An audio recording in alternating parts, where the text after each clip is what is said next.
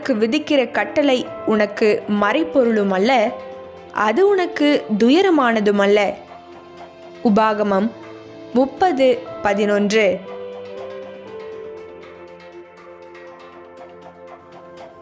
இன்று நான் உனக்கு கட்டளையிடும் இந்த கட்டளை உனக்கு புரியாதது இல்லை, உன்னிடமிருந்து வெகு தொலையிலும் இல்லை. இணைச்சட்டம் 30:11.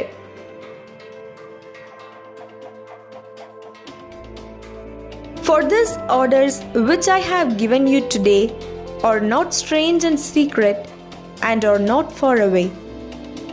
Deuteronomy chapter 30 verse 11. கிறிஸ்துவுக்குள் பிரியமானவர்களே, தேவனுடைய வார்த்தையை குறித்தும் அதற்கு கீழ்ப்படிவதை குறித்தும் அநேகர் பலவிதமான தப்பான எண்ணம் கொண்டிருக்கிறார்கள். இந்த உலகத்தில் நாம் தேவனுடைய வார்த்தைக்கு கீழ்ப்படிந்து நடப்பதென்பது முடியாது என்றும், எந்த ஒரு மனிதனும் அதன்படி வாழ்வது என்பது கூடாத காரியம் என்றும் எண்ணுகிறார்கள்.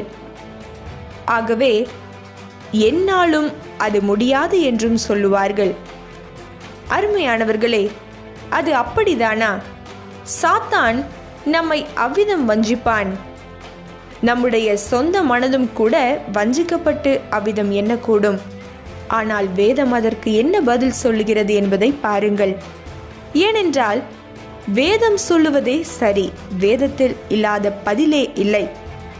தேவனுடைய வார்த்தை முதலாவது மறைப்பொருள் அல்ல, மறைத்து வைக்கப்பட்டு வெளியரங்கமாக்காதபடிக்கு, விளங்கிக் கொள்ள முடியாதபடிக்கு தெளிவற்றதும் அல்ல.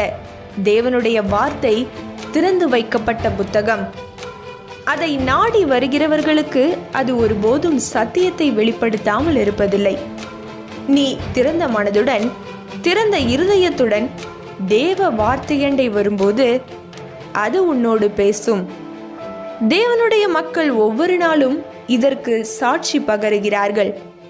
வேதத்தின் மூலம் தேவ ஆவியானவர் உன்னதமான தேவ சத்தியத்தை நமக்கு விளக்கி காட்டுகிறார். இரண்டாவதாக, தூரமானதுமல்ல என்று சொல்லப்படும் போது அது பின்பற்றுவதற்கு கடினமானதுமல்ல. தேவ வார்த்தைக்கு உன்னால் உன் சொந்த பலத்தால் கீழ்ப்படிய முடியாது.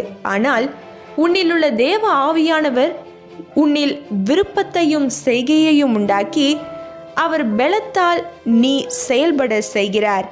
நீ தேவனிடத்தில் ஜெபிப்பாயானால் தேவன் உனக்கு ஏற்ற பலனை கொடுத்து அவர் வார்த்தையின்படி வாழ உனக்கு கிருபை செய்வார். ஜெபம்.